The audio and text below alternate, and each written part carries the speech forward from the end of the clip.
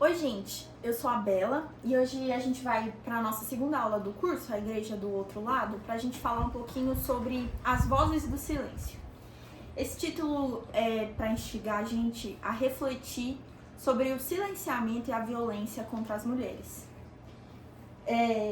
Queria começar com uma afirmação que provavelmente você já fez ou já escutou sobre a nossa sociedade ser uma sociedade machista. Essa afirmação ela é feita de maneira recorrente por todo mundo que estuda os comportamentos sociais ou a formação da nossa cultura e da nossa história. Mas afinal de contas, o que é machismo? Muitas vezes a gente usa termos sem saber o que de fato eles significam. E é importante a gente conceituar para a gente entender aonde a gente quer chegar. O dicionário online de português aponta na sua primeira definição que machismo é opinião ou atitudes que discriminam ou recusam a ideia de igualdade dos direitos entre homens e mulheres. Então, tudo aquilo que recusa a ideia de que em direitos os homens e as mulheres são iguais pode ser considerado como machismo. É curioso, é importante a gente pontuar essa palavra direitos. Muitas vezes, quando você vai falar sobre machismo, falar que homens e mulheres são iguais, você vai escutar de gente leiga ou que quer causar que não, homem e mulher não é igual. E a gente sabe, é óbvio, que biologicamente homens e mulheres são diferentes. Não é isso que a gente está querendo dizer. A gente está querendo dizer que em questão de direitos, homens e mulheres precisam e devem ser iguais. E é isso que o machismo muitas vezes é contra, essa igualdade de direitos entre homens e mulheres. E aí na terceira definição do dicionário a gente encontra que machismo é uma demonstração exagerada de valentia. Por que eu quis trazer essa terceira definição também? Porque essa valentia, ela acontece de tantas formas na nossa sociedade todos os dias, garantindo que se perpetue essa ideia de superioridade masculina. E aí, a gente precisa entender uma coisa que está atrelada na nossa sociedade, que é a ideia de que poder tem a ver com força. Se você lê o livro Caliban e a Bruxa, da Silvia Federici, ela vai trabalhar isso com muita maestria.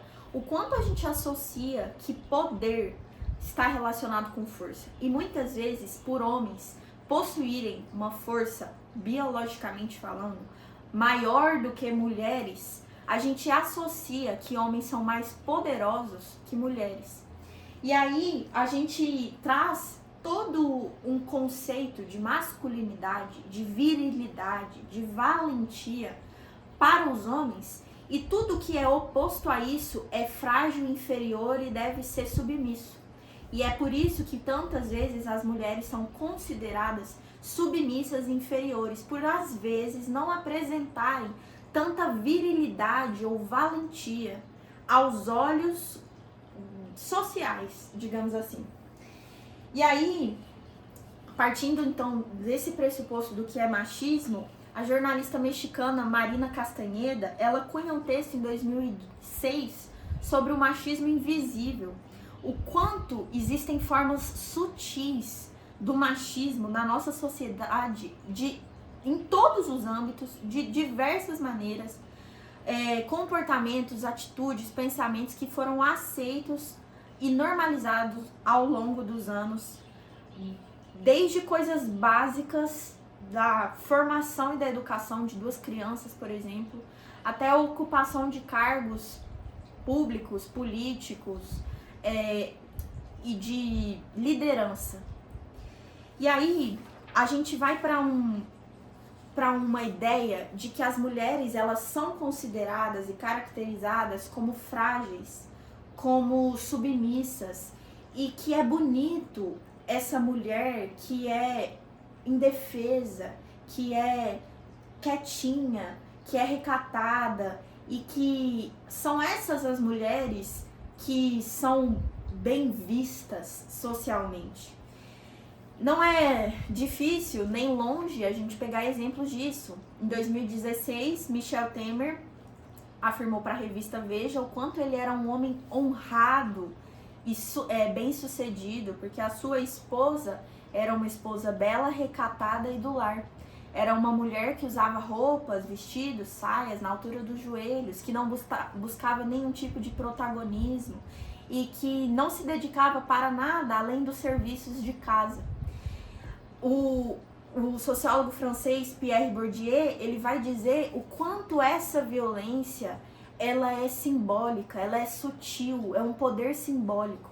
Essa violência em dizer o que uma mulher deve ser e que ela o honra, traz para aquela ideia de que a função da mulher é ser objetificada e para tudo ela só serve se ela está honrando ou fazendo bem para o homem, como se fosse uma propriedade que o homem pode e consegue controlá-la. E aí Bourdieu ele vai dizer que existem 4 aliados do Estado para a dominação masculina, que é um termo que ele cunhou em 2012. Ele vai dizer que esses 4 aliados são a família, a educação, a mídia, e aí a gente consegue ver, por exemplo, esse caso do Michel Temer, o quanto essa entrevista que ele cedeu à Veja viralizou, você provavelmente já tinha escutado essa frase, bela, recatada e do lar. E o 4º grande aliado do Estado para a perpetuação dessa superioridade masculina é a igreja. E é aí que a gente entra onde a gente quer conversar, porque de forma pessoal eu acredito que a igreja seja o principal desses 4 aliados para essa violência perpetuada contra as mulheres. Uma violência que às vezes é sutil, nem sempre, porque tem vezes que é escancarada, mas às vezes é sutil e por a igreja servir como a régua moral da sociedade. E aí, se a gente olhar na sociedade brasileira, principalmente, porque é um país que não é laico, embora seja nominalmente laico, a gente sabe que o Brasil não é um país laico. Então, a moral, os costumes e a tradição religiosa de fé, eles norteiam, eles guiam muitas vezes os pensamentos de toda a sociedade. E a gente consegue entrar, então, dentro da igreja, abordando as 3 grandes, e eu queria entrar na nossa aula dizendo isso, sobre o apagamento das mulheres que acontece nas principais religiões monoteístas. Se a gente analisar judaísmo, islamismo e cristianismo e considerá-las as 3 maiores, a gente consegue ver o quanto nas 3 é presente a superioridade e a ligação ao sagrado que assume uma forma masculina. Então, as lideranças, elas são masculinas, os servos são homens, a virilidade, a força é sempre atrelado ao homem. E a mulher ocupa, em grande parte, um papel secundário. A gente não vê representações religiosas femininas nos textos sagrados, tanto do judaísmo quanto do islamismo, principalmente do cristianismo, que é onde eu quero firmar a nossa aula. A gente não vê essa grande representatividade feminina. A gente não vê exemplos de mulheres, a gente não vê lideranças, a gente não vê igualdade de simplesmente contar as histórias. E aí a gente vê um apagamento do feminino. Se a gente for olhar na Bíblia Sagrada do cristianismo, por exemplo, a gente conhece a história de homens. Pouquíssimas são as histórias que a gente conhece de mulheres. Elas não existiam? Não tinha mulher naquela época? Só tinha homem? Por que a gente não sabe sobre as mulheres? Esse apagamento, ele é uma forma de violência. Esse silenciamento das mulheres é uma forma de violência. E aí a gente tem 3 nomes que eu quero encerrar esse primeiro bloco, trazendo para você pesquisar e se aprofundar. Em um próximo momento a gente pode discutir sobre isso. O apagamento que existe de 3 nomes: Asherá, Lilith e Eva. Quem são essas mulheres? O que essas mulheres fizeram? Como elas contribuíram? Como elas fazem parte da nossa fé? Eva, talvez a gente até saiba um pouco mais, mas justamente porque a gente a culpe como portal de tragédia para a humanidade, aquela que fez o pecado entrar no mundo. Mas Lilith e Asherah, talvez você nunca nem tenha ouvido falar. Então, o meu convite é para que agora, depois que terminar essa aula, você pesquise, se aprofunde e que a gente converse depois em um outro momento em como esse apagamento intencional dessas mulheres contribui para um silenciamento do feminino dentro do sagrado.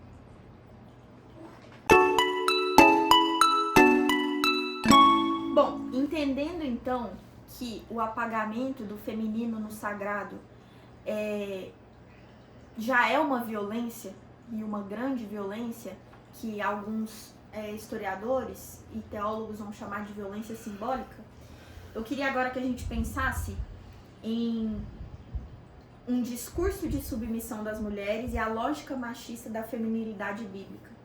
E aí, na primeira aula do curso, a gente estudou com o Rodo um pouco sobre o perigo da literalidade bíblica e de trazer tudo que está escrito aqui como algo literal que deve ser seguido à risca. E o perigo da gente fazer isso. Quando a gente vai analisar dentro do cristianismo as duas vertentes, evangélicos e católicos, por exemplo, a gente ainda tem dentro do catolicismo uma reverência a Maria, que é uma mulher. Então, de certa forma, ainda é abordado e ainda é falado sobre uma mulher e considerada, inclusive, uma santa, né? Na tradição de fé católica. Dentro dos evangélicos, a gente não tem e pouco se ouve falar sobre Maria. Embora haja uma crítica justa, inclusive de teólogas católicas, que toda a referência que a gente tem de Maria é, na verdade, não da Maria mulher, mas da Maria mãe, e aí uma crítica àquilo que a mulher só serve enquanto mãe, principalmente mãe de um homem. Dentro dos evangélicos, a gente nem faz uma referência a Maria, a gente nem fala, muitas vezes, sobre a mãe do nosso Jesus. E aí, como tudo na nossa sociedade tem um peso de dualidade, é o bem e o mal, é o certo e o errado, é o pode e o não pode, é a esquerda e a direita, a gente tem, de certa forma, o feminino dentro das raízes evangélicas, a Bíblia. A Bíblia assume esse papel do feminino, do sagrado. Enquanto a gente tem Deus e a gente tem Jesus como as figuras masculinas, a gente tem a Bíblia, a palavra de Deus, ocupando aquele lugar do sagrado feminino. E isso, às vezes, no inconsciente. Não conscientemente, né? Mas assume esse papel da mulher sagrada no âmbito religioso evangélico. E aí que é o perigo, porque se a gente sacraliza isso daqui, como o Rodo falou, e se a gente coloca isso aqui como literal, diversas cenas de violência, histórias, normas, regras violentas, de morte e de crueldade com as mulheres passam a ser legalizadas. E é isso que muitas vezes acontece. Porque se na Bíblia tem relatado um povo que era um povo de Deus, que estupra as mulheres dos adversários numa cena de guerra, se é Deus que estava com aquele povo e aquele povo fez isso, a gente normaliza e a gente traz pra gente como certo esse tipo de violência. E aí, pra gente não ficar só no geral, eu queria que a gente lesse especificamente dois textos que estão em Deuteronômio, nos primeiros 5 livros da Bíblia, Deuteronômio 22, versículo 28 e 29, e seria legal se você pudesse acompanhar na sua Bíblia, na sua versão. Minha versão é da mensagem, é um pouco diferente, mas você pode acompanhar na versão que você tiver na sua casa. Deuteronômio 22, 28 e 29 diz assim: se um homem encontrar uma virgem que nunca esteve noiva e a agarrar e violentar, e os dois forem descobertos, O homem que a violentou terá de dar ao pai dela 50 peças de prata e se casar com ela, porque tirou vantagem da moça. E ele nunca poderá se divorciar dela. Gente, isso não é absurdo. É doido pensar que isso está escrito na Bíblia, que tanta gente considera como a principal e única regra de fé e prática. Se a gente analisar alguns tópicos, fica mais perceptível o quanto isso é absurdo. O homem encontra uma virgem que nunca esteve noiva e a agarra e violenta, ou seja, a estupra, tem uma relação sexual sem a vontade daquela moça e de forma violenta, porque ninguém agarra de forma, vem aqui. Agarrar já mostra a violência. E os dois forem descobertos, ou seja, a culpa aqui na moça que está sendo estuprada, porque ela está sendo descoberta.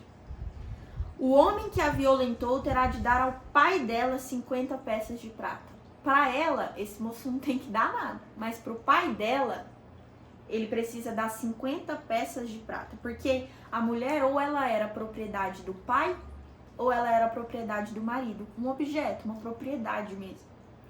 E aí ela teria então que ele teria que dar ao pai dela 50 peças de prata. E aí, para mim, é onde se perpetua a violência.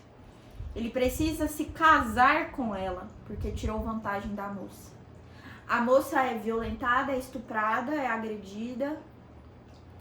E ela precisa passar o resto da vida dela acordando ao lado do seu agressor. Como um castigo para ele. Porque isso aqui é um castigo para ele. Ele não poderá se divorciar dela. A moça não é contada. Ela foi estuprada, ela foi violentada e ela precisará passar o resto da sua vida ao lado do seu agressor. Não é só esse exemplo, porque ainda existe gente que pode falar assim, não, mas isso aí a gente ignora. Eu já ouvi isso. Se você olhar em Deuteronômio 24, são só 2 capítulos, sem ser o capítulo seguinte o outro. Tem 3 versículos, Deuteronômio 24, de 1 a 3, diz assim: se um homem casar com uma mulher e acontecer de ele não gostar mais dela, porque encontrou algo de errado em sua esposa, ele poderá dar a ela a certidão de divórcio, deve entregá-la em mãos e mandá-la embora. Depois que ela o deixar, se ela se tornar a mulher de outro homem e o segundo marido também a desprezar, e der a ela certidão de divórcio, e mandá-la embora, o primeiro marido que se divorciou dela não poderá se casar com ela outra vez, porque ela se tornou ritualmente impura, e seu novo casamento seria uma abominação na presença do Eterno. Ela foi mandada embora de casa, entregar a certidão de divórcio para ela precisa sair de casa, e ela é considerada impura.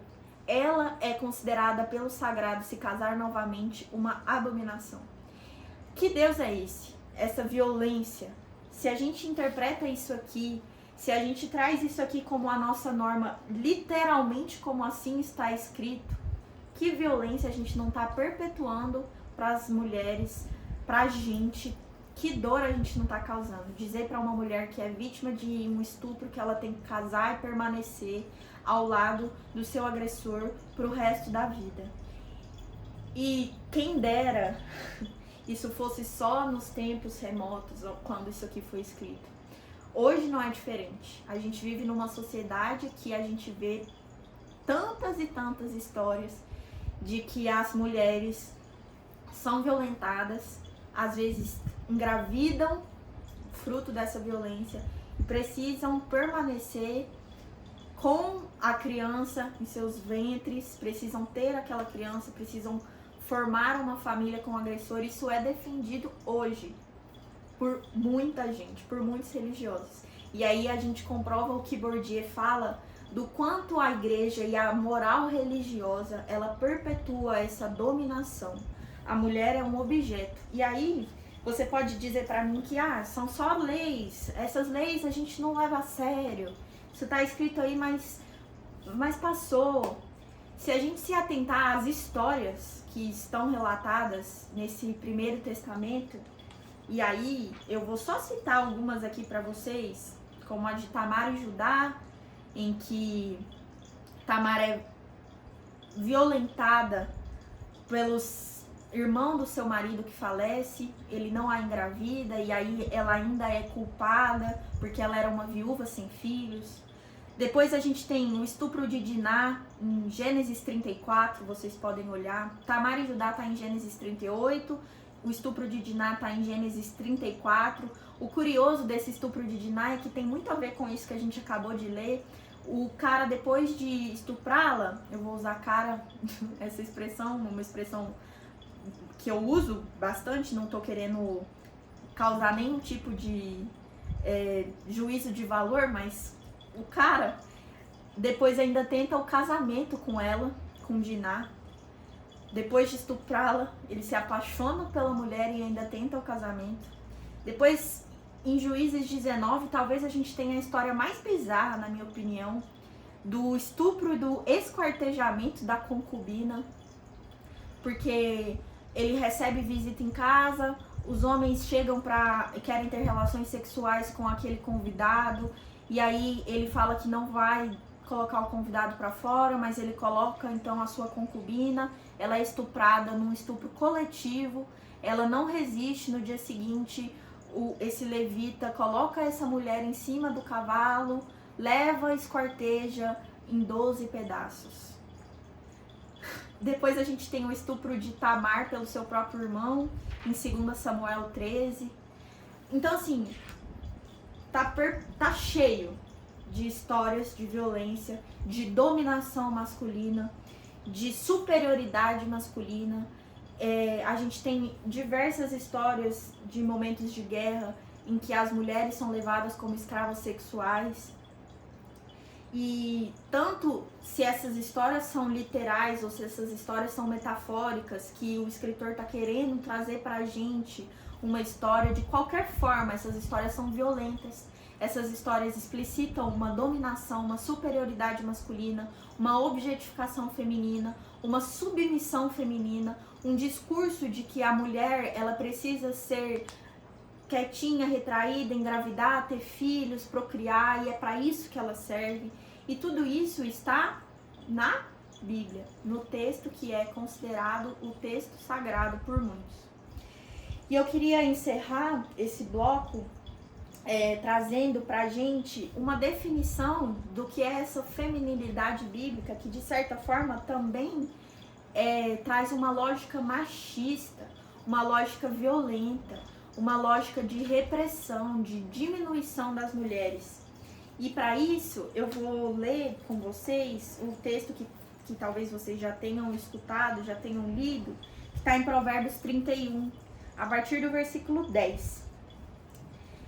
Na minha versão é curioso porque está escrito assim: uma exaltação a uma mulher de valor. Então, minha irmã que está assistindo essa aula, ou meu irmão que está assistindo, uma mulher de valor, segundo a Bíblia, o texto sagrado, é uma mulher difícil de se encontrar. E aí, eu não vou ler tudo que está escrito, mas eu grifei aqui algumas partes importantes que eu queria ler. Ela não é irritada e o trata muito bem por toda a vida. Se você é uma moça irritada, você não é uma moça de valor, tô ferrada. Ela se alegra a tricotar e costurar. Ela se levanta antes do amanhecer, prepara o café da manhã para a família e organiza todo o dia.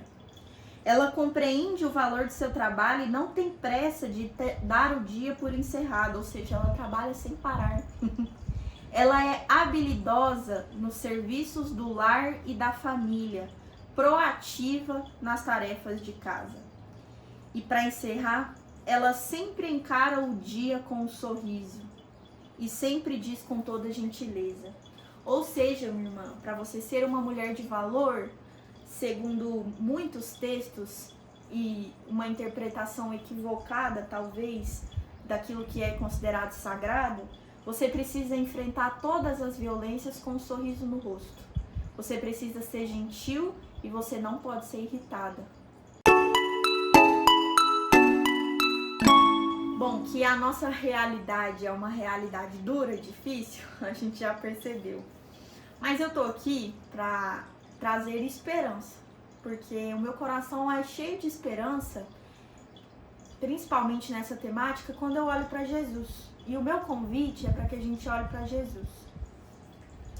Toda essa crueldade, toda essa violência contra nós mulheres, contra o nosso corpo, contra a nossa voz, contra a nossa história, vai embora com a vinda de Jesus.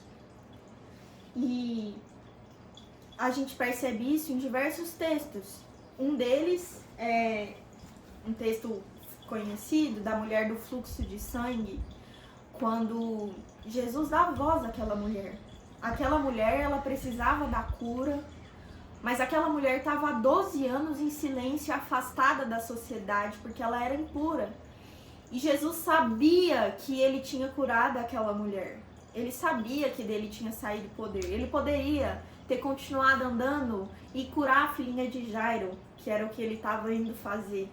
Mas ele parou e perguntou quem o tocou. Ele deu voz para que a mulher pudesse, no meio da sociedade que a rejeitava, que a colocava de lado e que a excluía, ele perguntou e ouviu aquela mulher. Jesus é a representação do Deus que ouve as mulheres, que se importa com as mulheres, que cuida das mulheres, que cura as mulheres, as suas dores e aquilo que elas enfrentam, aquilo que a gente enfrenta todos os dias.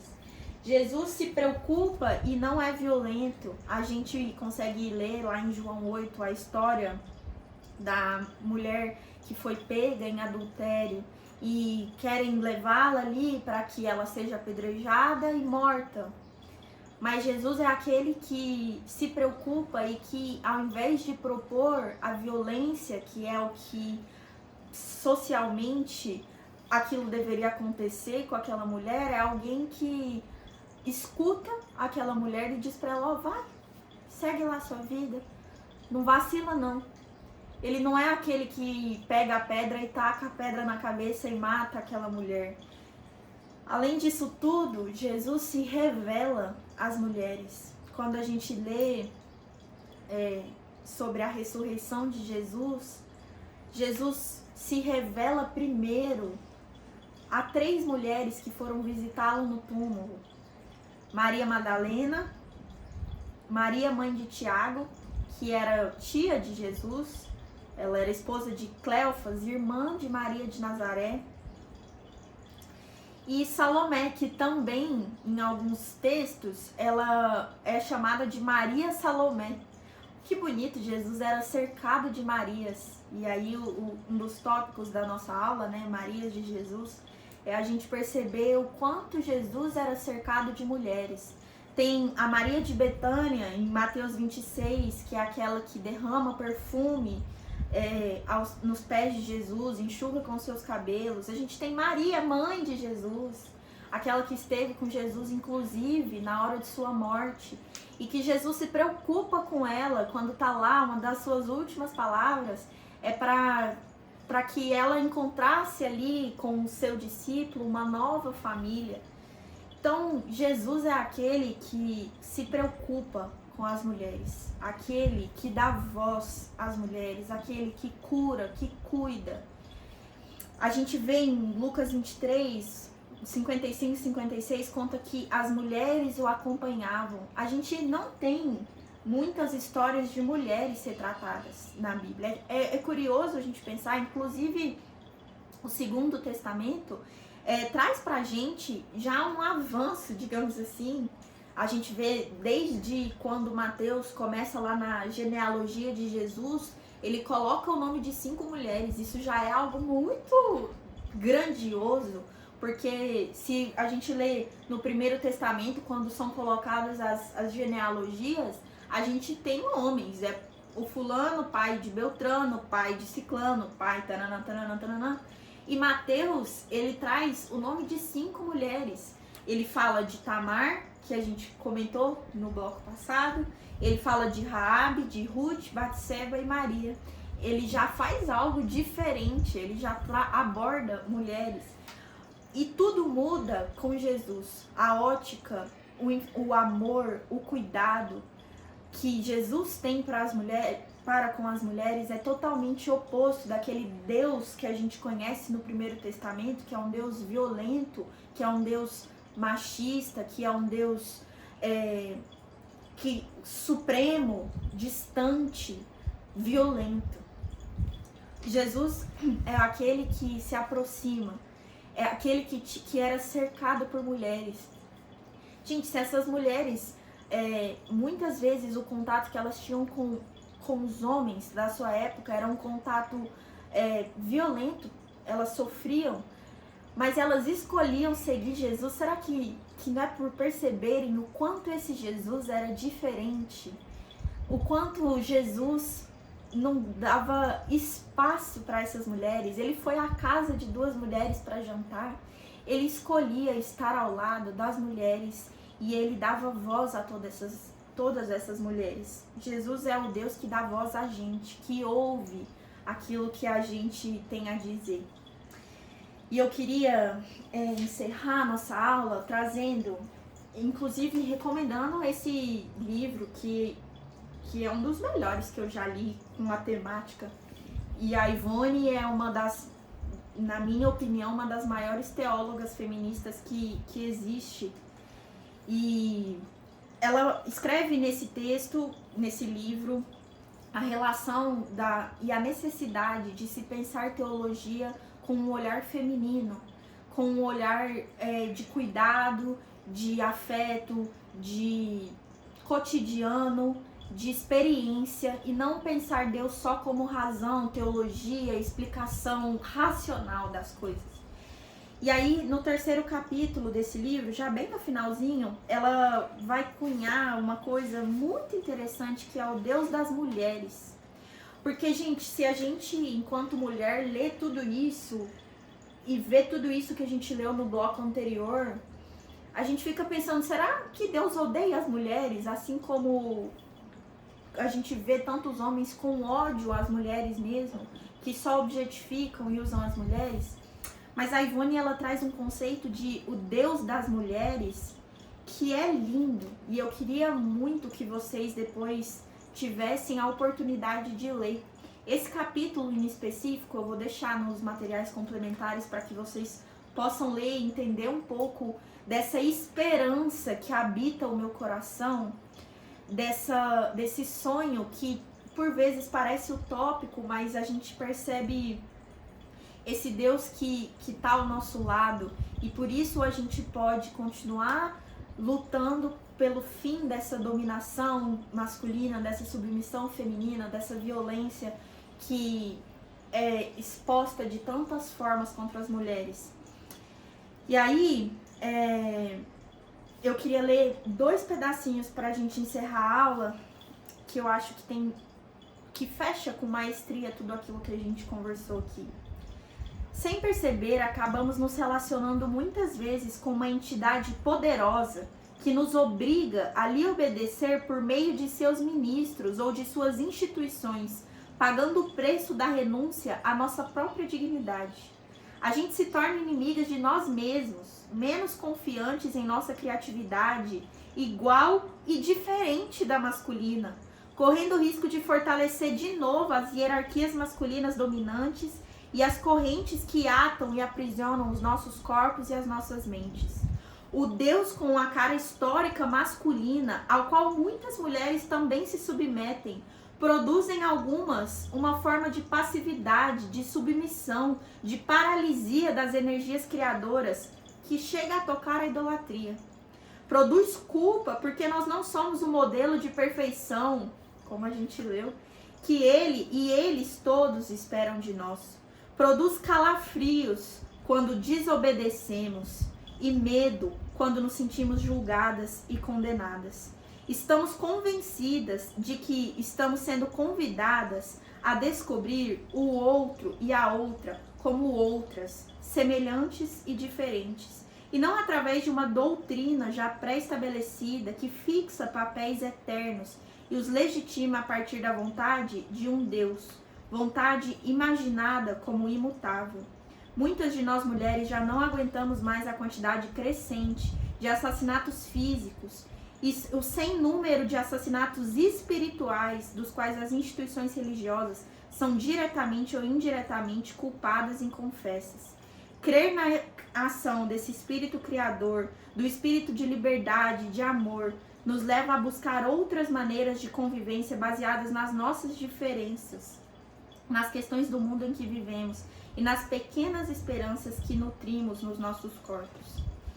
E aí ela encerra dizendo que um sorriso de cumplicidade, um olhar que se encontra com o outro e é capaz de reacender a confiança na vida é parte dessa conjugação de Deus, como um verbo que não é necessariamente masculino nem feminino. É um verbo inclusivo de ação e de esperança. Ao mesmo tempo, a minha imagem, a imagem do outro e da outra, e dos meus vizinhos, e dos meus amigos, e dos meus conterrâneos, e dos meus próximos. E aí ela vai falar muitas coisas muito bonitas, mas eu encerro dizendo que esse Deus, o Deus das mulheres, o Deus que é um verbo e não masculino ou feminino, o Deus que é amor, o Deus que olha para nós mulheres enquanto seres protagonistas da nossa história e não submissas a vontades ou dogmas pré-estabelecidos, sagrados, sacralizados, mal interpretados. Esse Deus é o Deus que escuta as nossas vozes no silêncio, porque o silêncio que muitas vezes é nos imposto e somos silenciadas de diversas formas, metaforicamente e muitas vezes literalmente, o silêncio é composto de vozes de mulheres que estão gritando, que estão pedindo socorro, às vezes sem nem perceberem. E o Deus que eu acredito, e o Deus feminino, o Deus com essas características femininas, é o Deus que escuta as nossas vozes e que rompe o silêncio, que está do nosso lado, que escuta as nossas indignações e que cuida do nosso coração.